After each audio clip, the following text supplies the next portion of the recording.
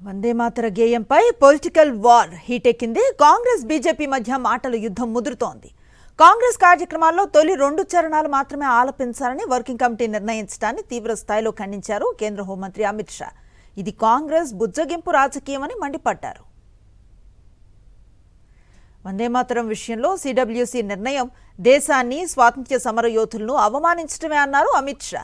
1937లో మైనార్టీలను ప్రసన్నం చేసుకునేందుకే కాంగ్రెస్ వందే మాతరాన్ని 2 భాగాలుగా విభజించిందని ఆరోపించారు. ఇప్పుడు అదే విభజన మానసిక స్థితిని ప్రదర్శిస్తోందంటూ ధ్వజమెత్తారు. కాంగ్రెస్ నిర్ణయానికి వ్యతిరేకంగా ఉద్యమించాలని దేశ ప్రజలకు పిలుపునిచ్చారు.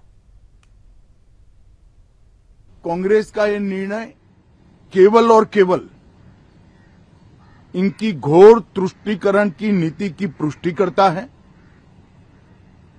वोट बैंक के तुष्टीकरण के लिए उन्होंने स्वर्गीय बंकिम बाबू के इस अमर कृति का न केवल अपमान किया है, वो लाखों शहीदों का भी अपमान किया है, जो वंदे मातरम का नारा लगाते लगाते देश की आजादी के लिए फांसी पर चढ़ गए।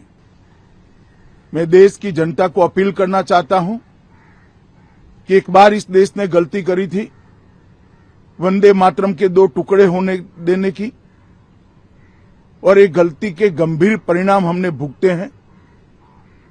अब देश की जनता एकजुट हो और कांग्रेस पार्टी के इस फैसले के खिलाफ आवाज बुलंद करे कि अब इस देश में तुष्टीकरण की राजनीति नहीं चलेगी। ये आजाद देश है। आजादी के 80 साल के बाद 1937 में जो फैसला कांग्रेस ने किया था, जिसको नरेंद्र मोदी जी ने सुधारा है, उसके सामने का कोई विरोध इस देश की जनता नहीं सहन करेगी। మరిన్ని అప్డేట్స్ కోసం ఛానల్ ను సబ్స్క్రైబ్ చేయండి. నోటిఫికేషన్స్ కోసం బెల్ ఐకాన్ పై క్లిక్ చేయండి.